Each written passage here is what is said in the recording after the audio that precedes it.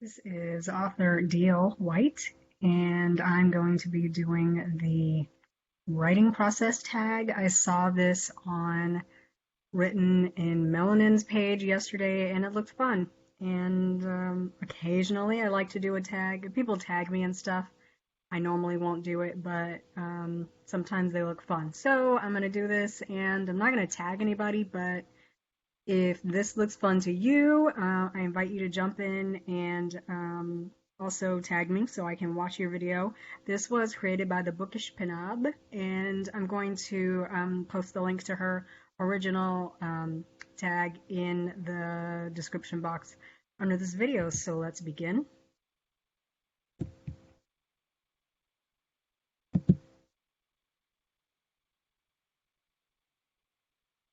I can get go. The questions. I write. So I used to say it. I write warm women's fiction and steamy romance for black men and women. Now I just say I write romantic fiction featuring black men and women. My work can sometimes go really mushy over onto the romance side, or it can pull back a little to the women's fiction-ish side.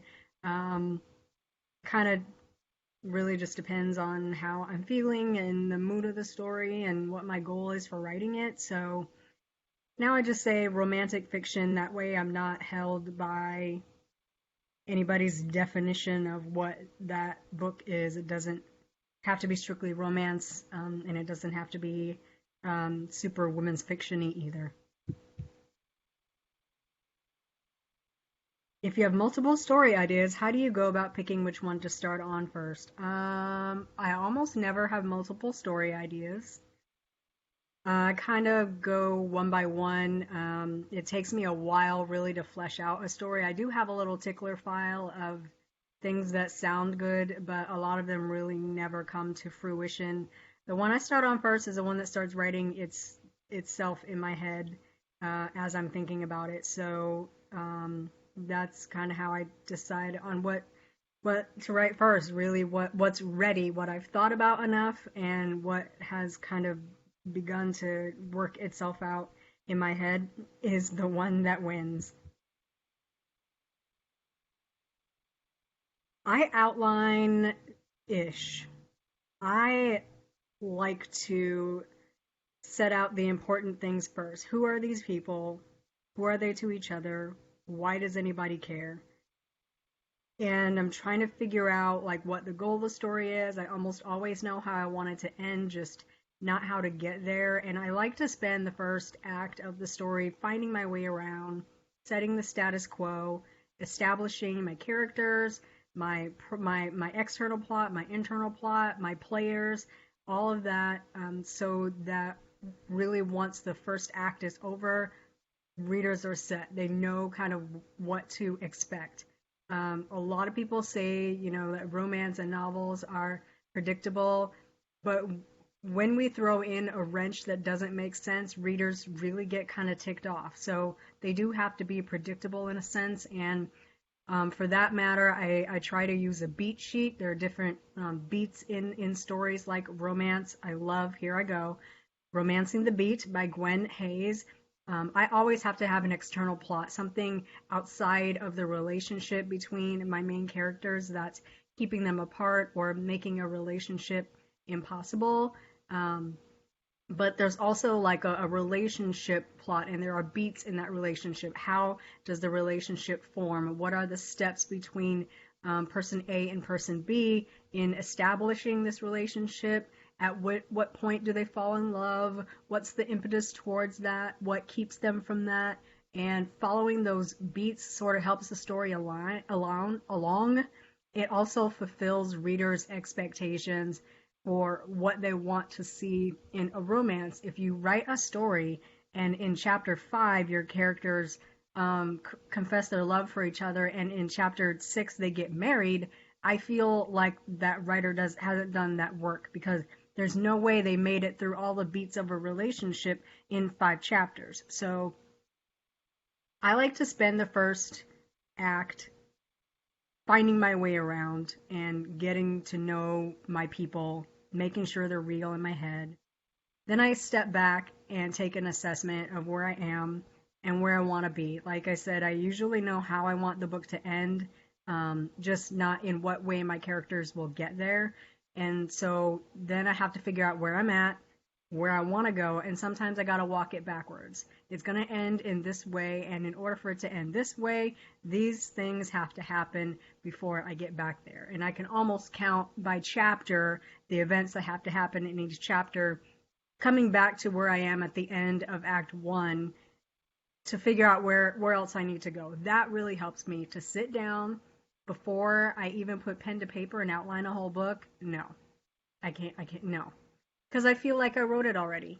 If outlining means you have to know chapter by chapter what happens and when, I already wrote that book. And so I'm not going to write it again.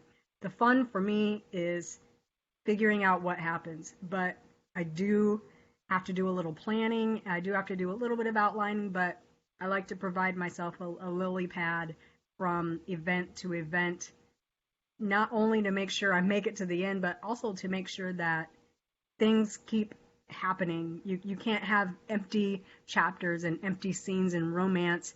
Every scene needs to move the story forward.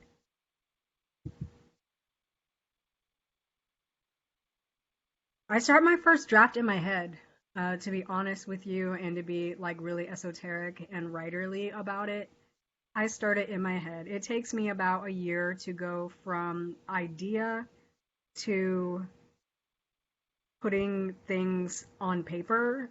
I'll get an idea, and I really, really, really, for my process, I need to let it sit. It really needs to marinate. It needs to fester. It needs to build upon itself in my head until I reach a point where I know so much about these people and all these things are swimming around in my head that chapter 1 begins to write itself. And then I will do a computer usually. I feel like a typewriter would really tick me off. Sorry, turning my heater off. I feel like a typewriter would tick me off, and with pen and paper, my brain moves faster than my hands do, and I would never be able to write fast enough for that to work. I will plan on pen and paper on occasion, but for the most part, I just use a computer. I type much faster. To get through writer's block for me means certain things. It's not, it's really not as pervasive and severe as it used to be. I have learned recently that writer's block means that I'm trying to get to a place I'm not ready for. I'm not ready to write, which means I don't know my characters well enough yet. I don't know really what happens in the scene that's coming up yet. I don't know what the purpose of that scene is yet. Or I'm just at a point where I can't think objectively about this material, and I need to take a step back and get my bearings. Writer's block used to be a thing where I would just sit and stare at the computer and cry because I had no words, and I felt like if you sit down in the chair in front of the computer, the words should just pour out. Like, that's how it works for everybody. Everybody says put your butt in that chair and just put your fingers on the keyboard and just write. Like, you know, stop being lazy, stop being stupid. You know what you're doing. Just write, just write, just write. But if there are no words in my head to write, there is nothing to just write. And so now I feel stupid. Now I feel like I'm not a writer. Now I feel like an idiot. And now I feel like I'm not writing this book. So now I know that, here I go again. I took a course called the Better Faster Academy with Becca Syme. I'm telling you, I beat everybody upside the head with this course because it really, really, really helped me. I spent about 2 years in burnout because I was trying to be every other writer that I know and not D.L. White. I am the type of person like they take you through your strengths. Here's who you are in the world. Here's how you approach things. Here's how you see things. Here's how you learn. Here's what you do. You have to take that and apply it to your writing life. You cannot sit down and be X writer over there if X writer over there is not who you are. Who I am at my core in my nature is intellection, is input, is, like my top 5 strengths are all just basically people who gather around bunches of material and I just eat it up. Like, if there's a YouTube video on something interesting, I'm probably watching it. How It's Made is one of my favorite TV shows. Food Factory, learning how stuff's made, I'm on it. If I have a question, I know how to Google, I know how to Bing, I know how to Yahoo look it up. I will ask somebody that knows what they're doing. And I figured out that I was getting to a point where I was trying to be other writers who could just sit down and jam out a story when that's not me. Me is input. I need input. I need lots of information. Me is intellect. I need to think. I need to think and think and think and think and think about things. I need to process. I need it to marinate. I need it to smooth itself out in my head before I can even think about putting it down on paper. So writer's block means for me, I'm not ready to write this for whatever reason. Do I need to go back to my planning?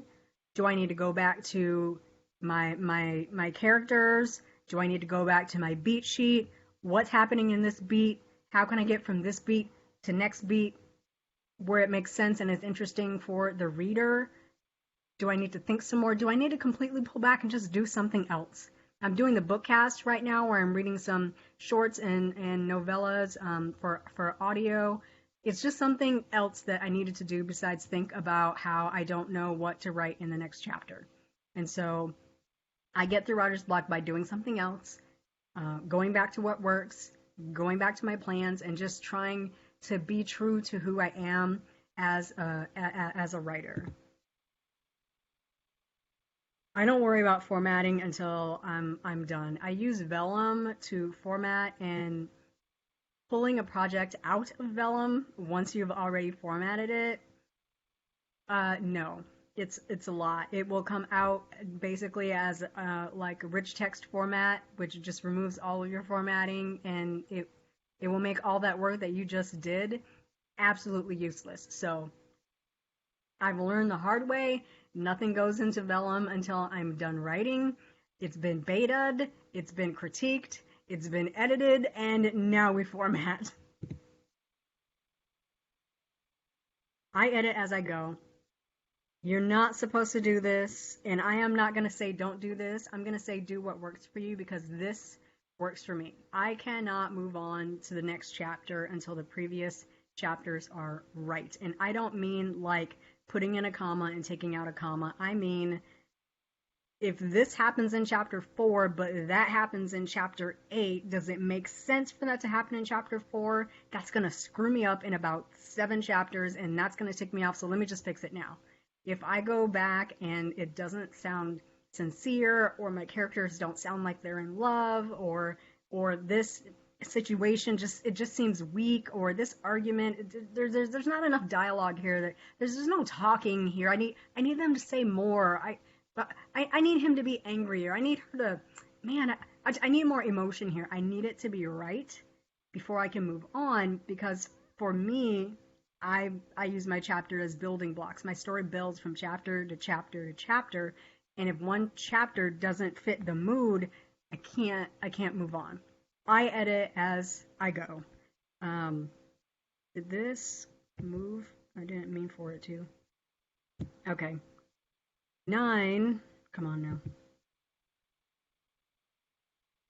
After finishing, how long do you give it a break before you start going back over it? I try to give it a day.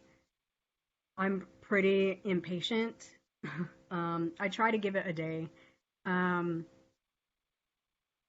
the time I am ready to publish, I have read this manuscript, I kid you not,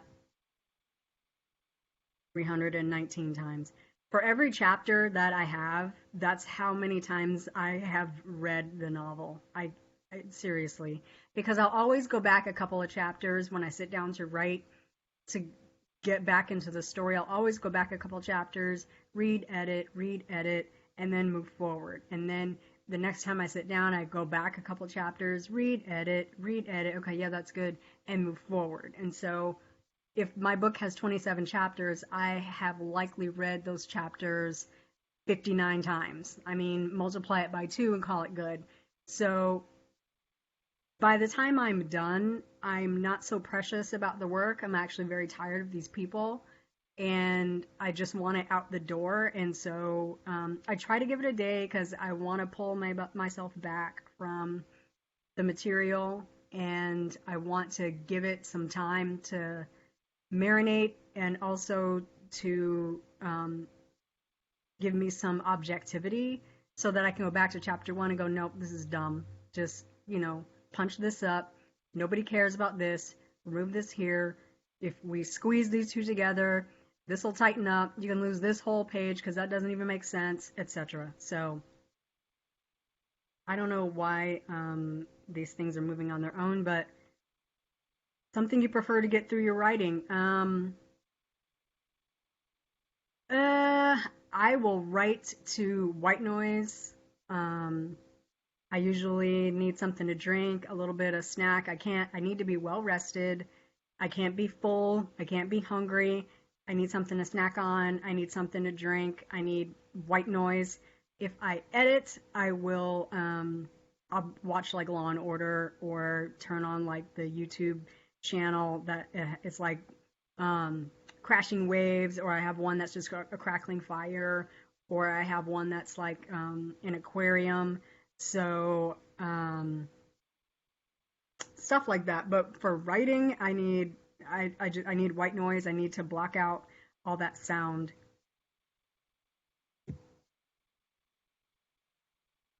I do not schedule my writing sessions.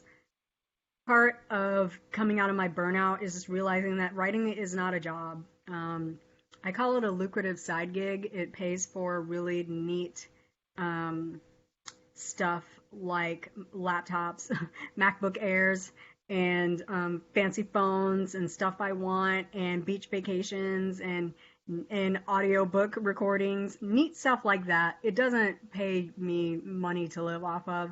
I have a full-time job that I dedicate my time and my energy and my effort to. Now, I will say, though, that Thursday night, Friday night, Saturday, and Sunday are typically writing days for me, and Monday through Wednesday, I will edit. Now, that's when we used to leave the house to go to work, and so I would be at work all day, and I can't concentrate enough to generate words, but I can always edit them.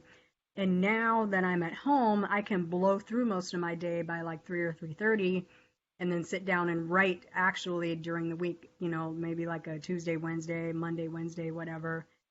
But typically, I'm just too tired by the time I'm done for the day, and I like to shut it all down and read a book and relax and refill the well, with something that I like doing.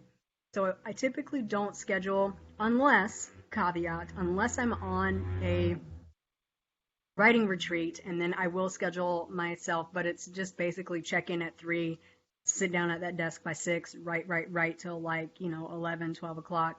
Up the next morning, coffee, down at the desk by 8 o'clock, write to noon, take a lunch break, write to 4, take a dinner break, and then write from like 8 to midnight. And then on Sunday, I get up, coffee at the desk at 8, write 8 to 10:30, and then check out. And so that's really the only way I can handle scheduling my writing, but for the most part, no.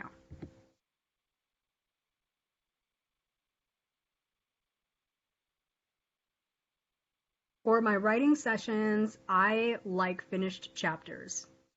A lot of times I just need to get over a hump.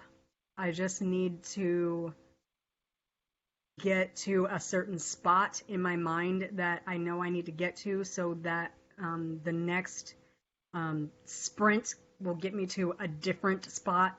I have like my little lily pads, and sometimes those lily pads aren't chapter by chapter or word by word, they are, scene by scene or um, goal by goal. Like we have to do this and then we have to do this.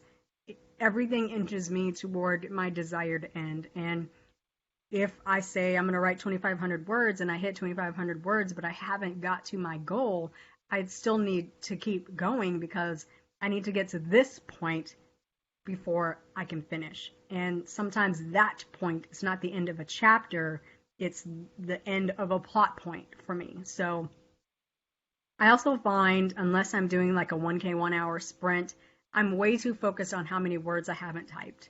It'll feel like 1,300, but it's only 387 because I'm just too busy looking at the word count. And so it's better for me to, um, yeah. Why? Okay, 13. No, I don't have any quirky things to make my projects more fun. I just sit down and write. And I don't think I'm this kind of person.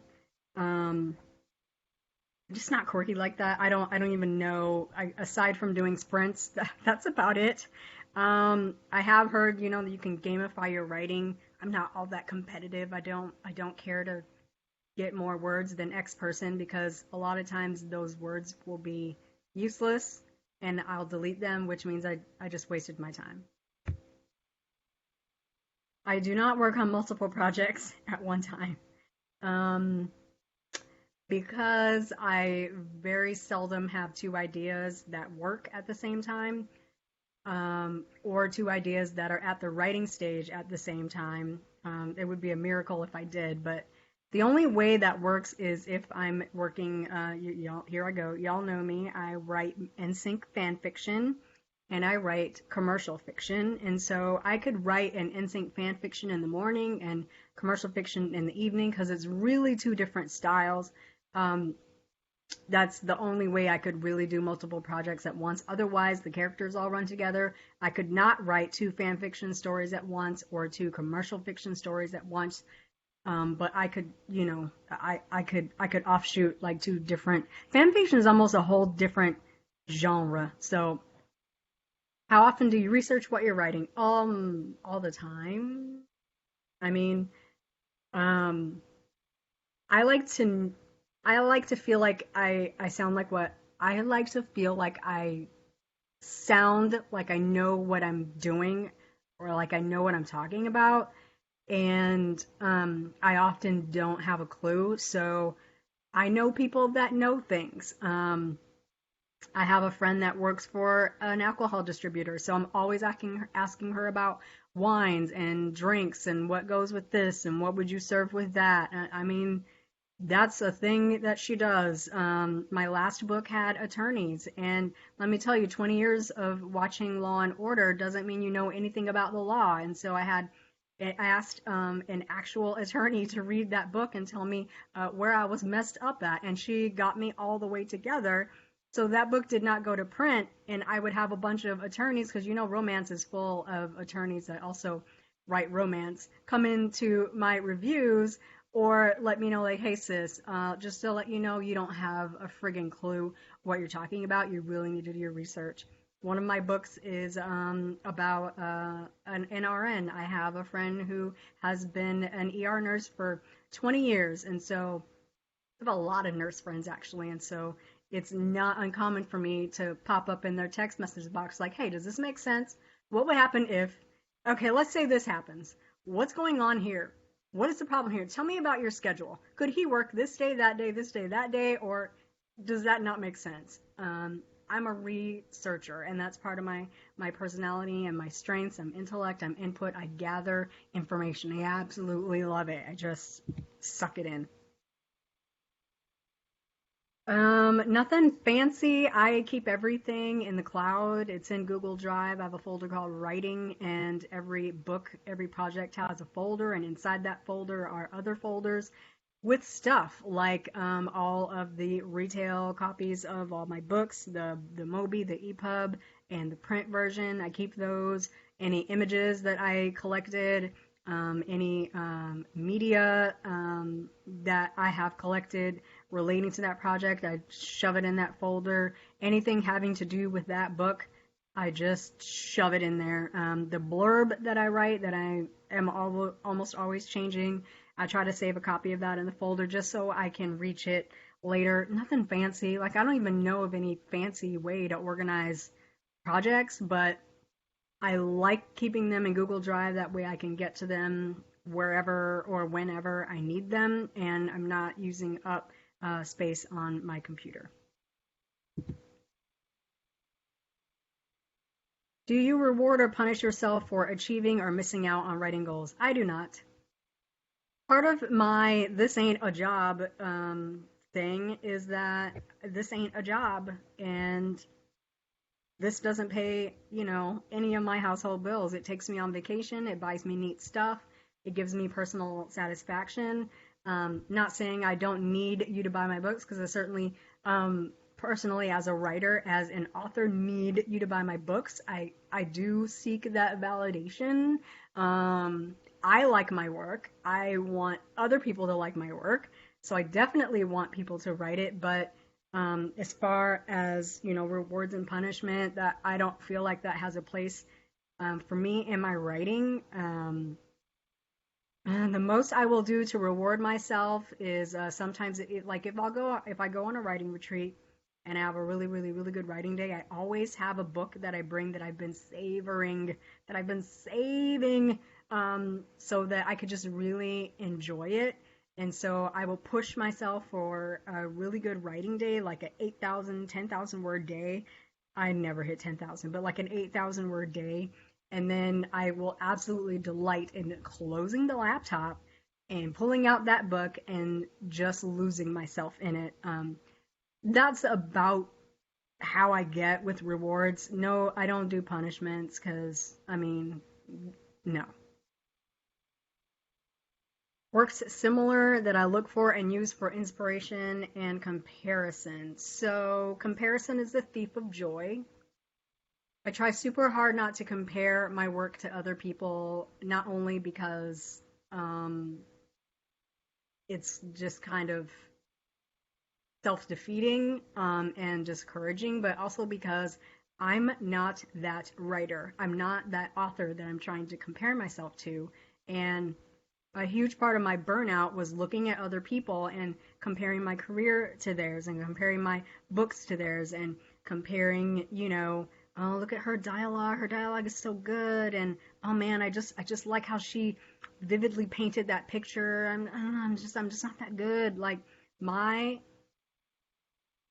feeling about my writing is sometimes balanced so precariously that I really can't get to a point where I'm comparing myself to other writers.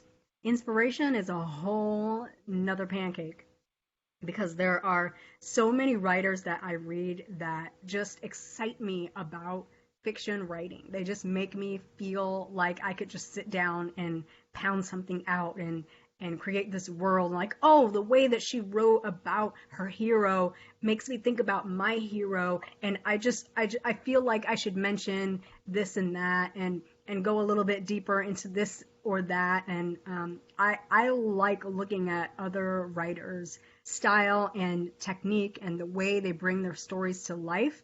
And then I sit down and I look at my work and I think, okay, so I'm looking at this text and it doesn't breathe and it's not alive and it doesn't sparkle. And, what do I need to do to these words to get them to pop off the page? And that's inspiration to me. I love reading an author that makes me feel like I want to dig into my own work and bring out that same kind of beauty. So yes, there are works. Of course, I can't name them because every time you ask me my favorite somebody, it's going to change. But there are definitely some writers out there that inspire me.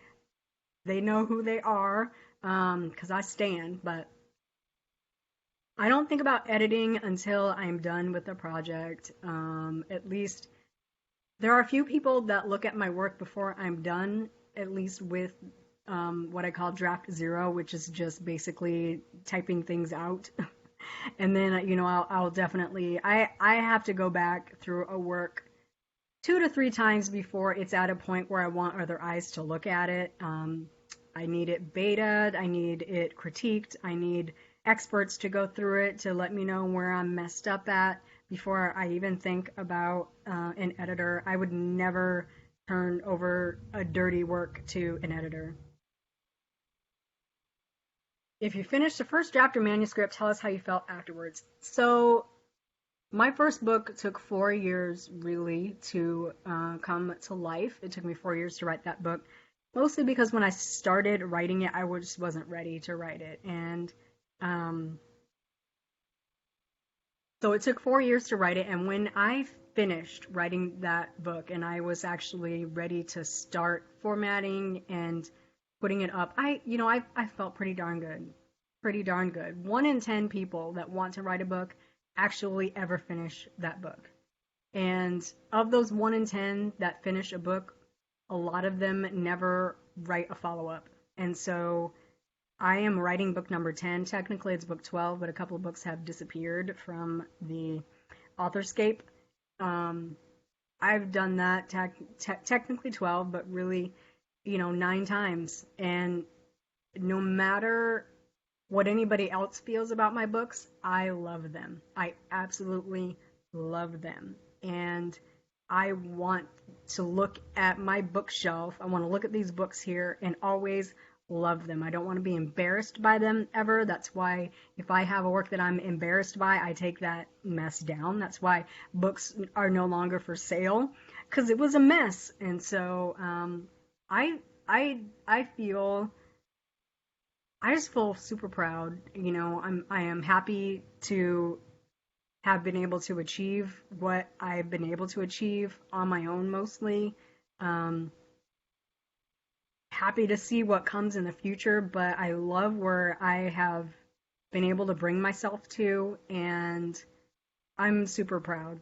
It's amateur as hell, but I'm super proud, and maybe in 10 years I'll be way more professional and I'll be able to look back on these and say, "Oh, that's when I was a baby author and I was doing my own covers." So, I do my own covers. I know y'all can tell, but I do my own covers. So that is the end of the tag. I know that was long. I hope y'all were able to get through all that. Visit booksbydlwhite.com to pick up my books in ebook, paperback, and audio. And don't forget to subscribe to the Bookcast. I have started reading my holiday shorts, and I'm writing some short works, some short stories, some novella length books that I want to bring to audio, since audio is such a huge thing right now. But I'm not hiring a narrator to narrate everything I ever write, so I'm gonna bring them to audio first before they come out in ebook and paperback.